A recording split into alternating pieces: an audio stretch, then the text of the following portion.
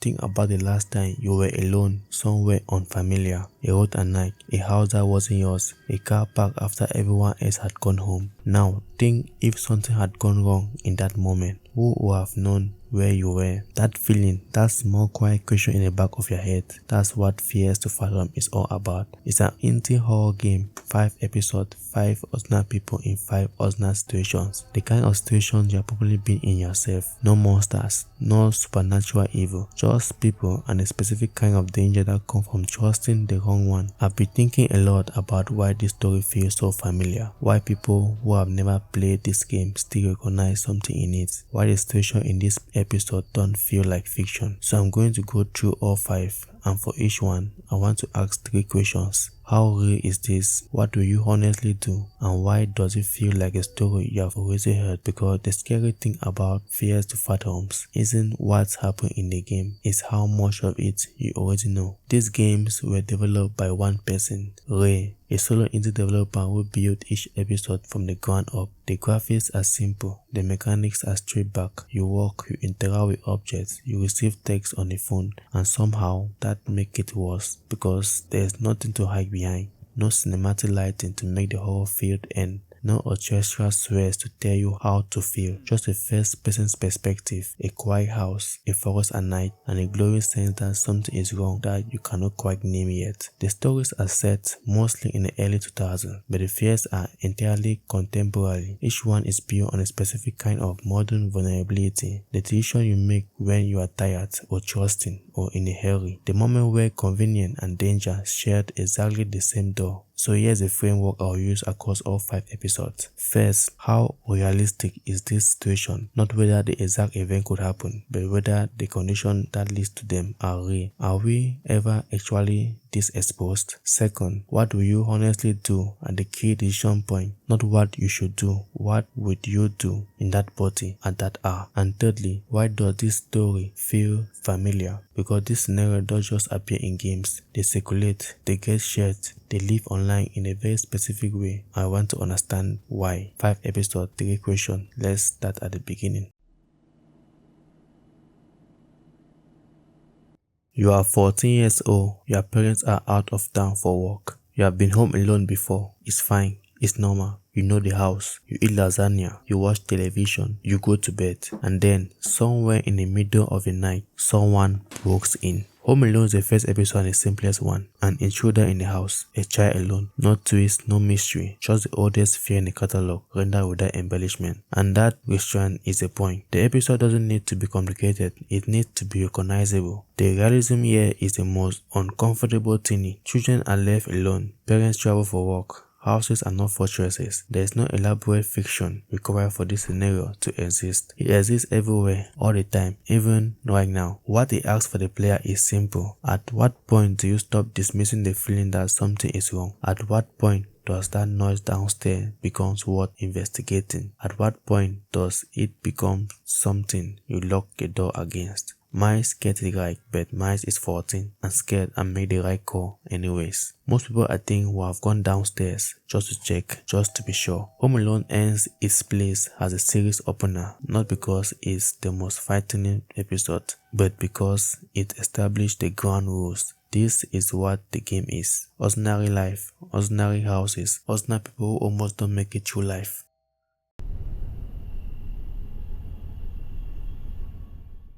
Holly Gardner is 19, driving home from a gaming convention. The highway is backed up, so she takes the long way, the back road through a valley called Norwood. She stops at the gas station to refuel. The attendant tells her something odd before she leaves. If she sees a girl in a white gown on the road, keep driving, don't stop. Holly fires it away. It's probably nothing. It's probably just a local color. Norwood Hitchhike operates on a very specific kind of dread. The dread of information you already have but haven't yet assembled. Every detail is there from the beginning. Someone has been watching Holly since the gas station. He tampered with her car. He followed her. You don't know this while it's happening. You figure it out afterward, and that gap between experience and understanding is where the horror lives. How real is this? Let me be precise about what this episode is actually depicting. It isn't depicting a supernatural threat. It isn't depicting something rare or freak. It's depicting a coordinated stalking operation. Two people, pre-planned, targeting a young woman traveling alone at night. A woman who had to stop her car, who needed a place to stay, who was isolated from everyone who knew her. This scenario does not require any unusual condition to be real. It requires a woman driving alone. It requires a remote area. It requires a decision made for entirely reasonable, ordinary reason, taking the back roads to avoid traffic. The kind of decision Holly would make again tomorrow without thinking twice about it. The architecture of a threat in Norwood Hitchhike is almost textbook. Isolate the target, create a dependency. In this case, a motel stays, and then they move in when she is content and alone. It's not a fantastical horror scenario. It's a methodology. What do you do? There are two decision points in Norwood Hitchhike worth thinking about. The first, the gas station attendant's warning. An old man, possibly drunk, tells you to keep driving if you see a girl in a white gown. Do you take that seriously? Honestly, no. You probably won't take that seriously. It's strange, and strange things are said by strange people, and you are tired and you just want to get home. You thank him and you leave, and you put it in the category of things that are mildly unsettling but not actionable. The second,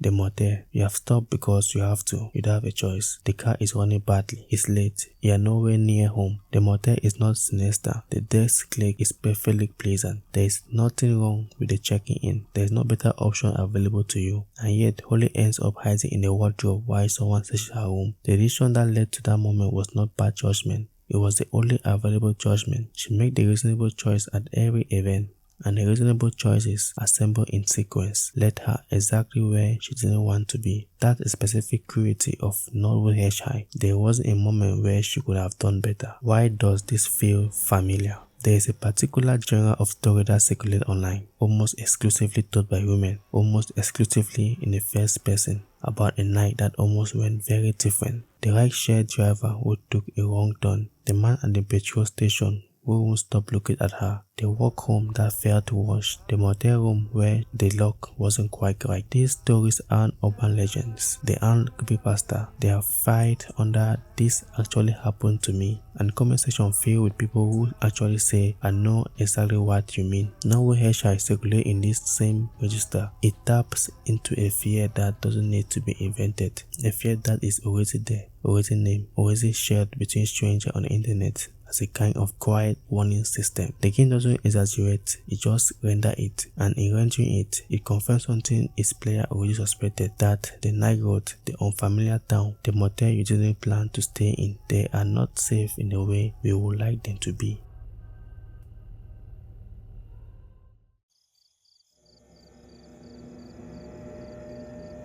Noah Baker is 18. He's been offered $100 to house sit for his father's client for the weekend. Roy Carson, COO of a media company, needs someone to feed the dog, do a bit of grocery shopping, fix a minor computer issue. Nothing really difficult. Noah brings his homework over. He plans to get some car clothes done. He does not get the car clothes done. Carson House is the episode where the series shifts register. The threat isn't a stranger. The threat is someone Noah knows. His ex-girlfriend, Kara, who broke up badly, who went down on a bad road afterward, who is somewhere in this neighborhood right now and who is not here to talk things out. What makes Carson House genuinely uncertain is a sequence in which you discover this. You don't know it's Kara for the most part of the game. You don't know who car outside belongs to or why the security camera keep catching the figure at the edge of the frame. You suspect something is wrong before you know what, and then you understand all at once, and the wrongness doesn't diminish, it intensifies, because it isn't a stranger, it's someone who knows his name, someone who always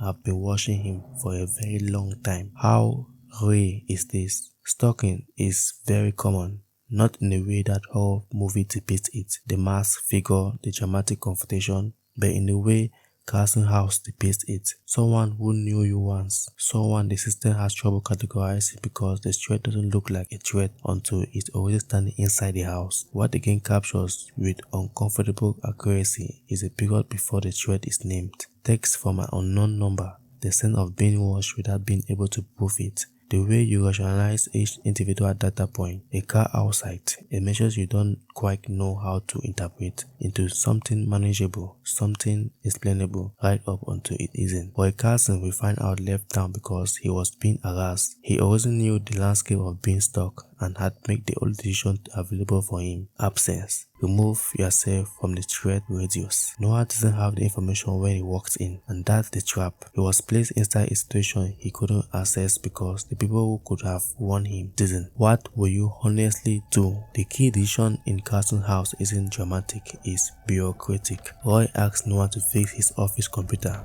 That means Noah gains access to a CCTV system. He can see every room of the house from a desk. The question isn't whether to use the cameras. Of course, he used them. That's the mechanic. Question is, what do you do when you see something on those cameras that you can't explain? A figure briefly in the corridor. A shadow in the room you thought was empty. The cameras are low resolution and the lighting is imperfect, and you tell yourself it's probably nothing. Here is what I would do. I will call someone, not the police, because what do I say? But a friend, a parent, or someone I know, anyone. I will get another human being on the phone and I will describe what I was seeing, and I will wait for them to talk to me back, and if no one replies, I'll lock myself up. Noah more or less does this. He's cautious. He stays in a security room when the situation escalates. He doesn't open doors he shouldn't. He is, in the language of horror games, a reasonable protagonist. But the moment that got me, the moment that made me think genuinely I would have done this wrong, is earlier in the evening, before anything is obviously wrong, when Kara is still just a figure at the edge of the car park and not yet the person with the knife. At that point, you still want to be rational. You still want to be the person who doesn't overreact. That instinct is the most dangerous thing in the game. Why does this feel familiar?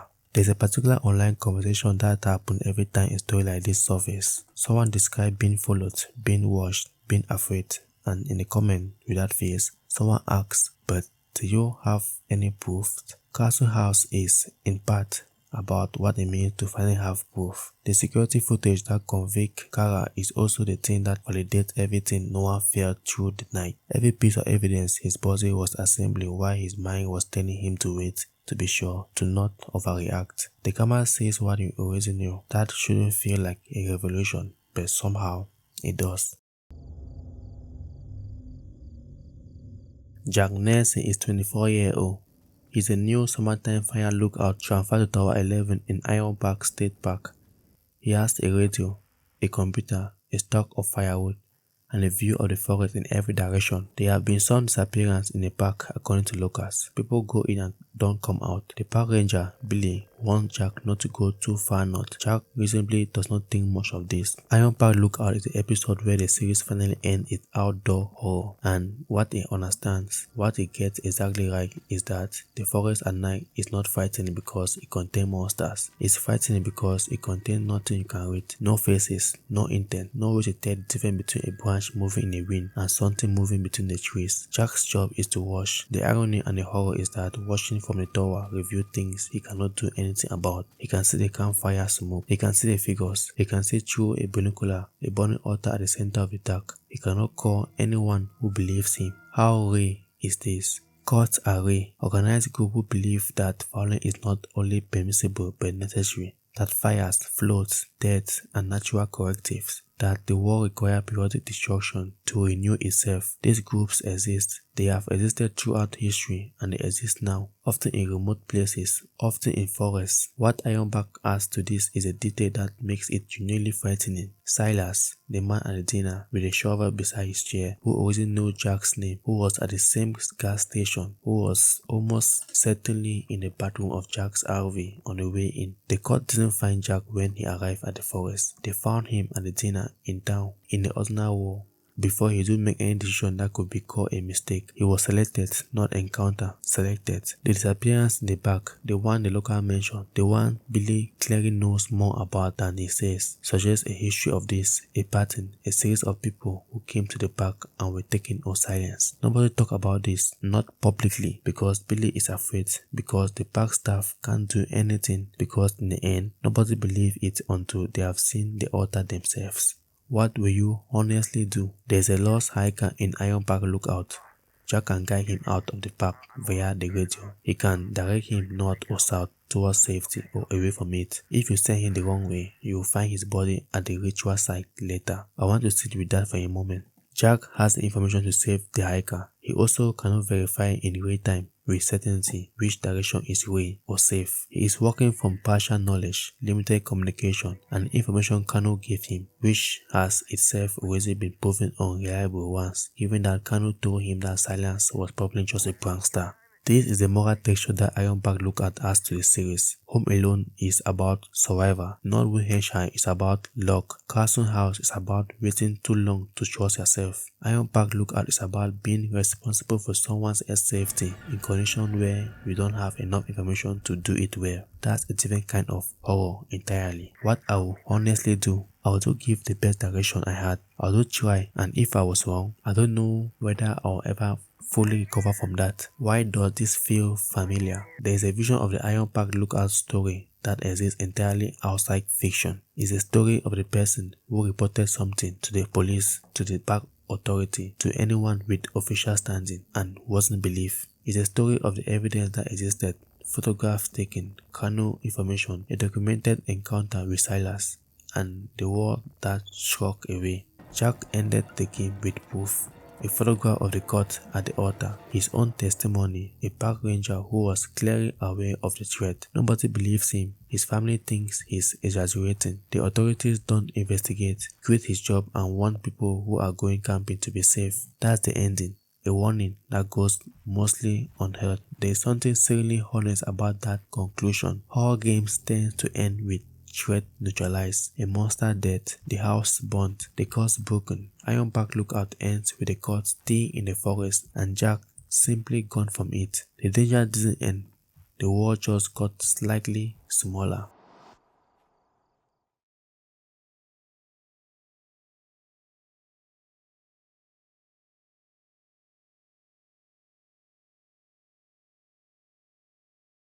Sydney Harper is 23. She and her college friend Mike has booked a rental cabin in Woodbury for the weekend. Their friend Nora is joining later. There's a fireplace, there's a game room, it should be fine. There's a man at the cabin who introduced himself as Rick, the property manager. He seems normal. He is not Rick. Woodbury Getaway is the most ambitious episode in the series. The most locations, the most characters, the most sustained build. The horror here is slow and social. Someone is in a space where they aren't supposed to be, using a role they don't actually have, watching people who don't yet know to watch back. The realism of this one lives in the Airbnb economic, a rental property managed by a stranger, entered on trust in a place none of you know. You have done the due diligence, you book properly, you confirm the listing, and none of that tells you who actually has the key. The question Woodbury Getaway asks isn't would this happen, it's how will you know if it was happening, because the man at the door looked like he had a name, he had a rule, he had all the surface level markers of legitimacy. The detail that stayed with me. Rick is already trusted before you had a chance to question him. The situation created the trust, and the impostor just had to walk into it. Step back from the individual stories and something becomes visible. Every episode in Fears to Fathom begins in a condition of perfectly ordinary exposure. A teenager home alone, a woman driving, a kid house sitting, a young man starting a new job, a woman on holiday. None of them make a reckless choice. None of them were careless or foolish or unusually trusting. They were just people existing in the world in a way that people do, and that's the first pattern. The threat in this story isn't a consequence of bad decision, it's a consequence of a normal one. Taking a bad road to avoid traffic, saying yes to a job offer, accepting a rental that looked fine on listing. These are not failures of judgment, they are just life moving forward. The game is not warning you that you make a mistake, it's warning you that mistakes aren't the point. Second pattern is about isolation. Every episode removes its protagonist from the world, from people who knew them, from people who could verify what happened, from anyone who might help. Sometimes this removal is dramatic, like Jack alone in a forest tower. Sometimes it's subtle, like Noah in a house where Carson deliberately is not.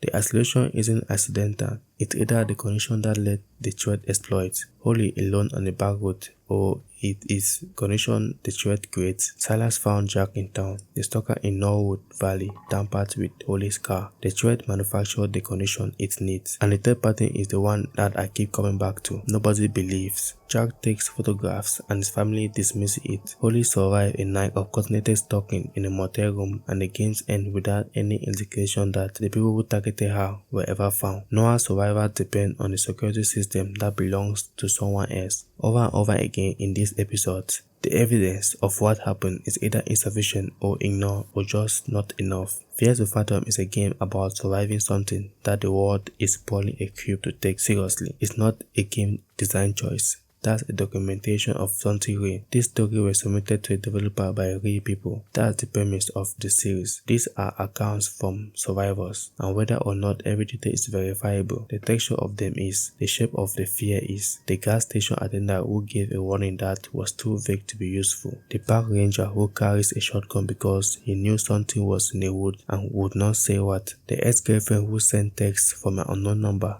that were frightening in hindsight and ambiguous in a moment. Every episode is full of people who knew, who sensed, who suspected, and couldn't do anything with their knowledge. The information existed, the threat was real, and the structure that should have handled it, the authorities, the employers, the institution, were either absent or ineffective. That's not horror, that's just the world we live in. The gas station attendant told Holly something before she left. If you see a girl in a white gown on the road tonight, keep driving. She fights it away as small talk. I keep thinking about that, about all the warnings in this game that were given but couldn't be held properly. The missing persons in Ironbark, the locked bathroom door in the RV, the figure in the car park that looked like it was probably nothing. All of this information in some form that arrived too vague, too late, or too strange to be actionable. Fear to Fathom is categorized as a horror game. But what is actually cataloging is something slightly different. It's cataloging the gap between knowing something is wrong and being able to do anything about it. That gap is where all the stories live. These games were made by one person from stories submitted by real people, rendered with deliberately simple graphics, and they have been played by millions of people worldwide. I think that tells us something, not about the game, about why we keep telling this story to each other, about what it means to share a near miss with a stranger on the internet, and to have a stranger reply, yes, I understand, and know what that night feels like. Maybe the game is a warning system, maybe it's a record, maybe it's just what we do when we survive something that the world wasn't going to notice anyway. We tell someone, we find it somewhere, we make sure it existed, we leave a record. So that's all of me, so see you next video. Stay safe, stay blessed.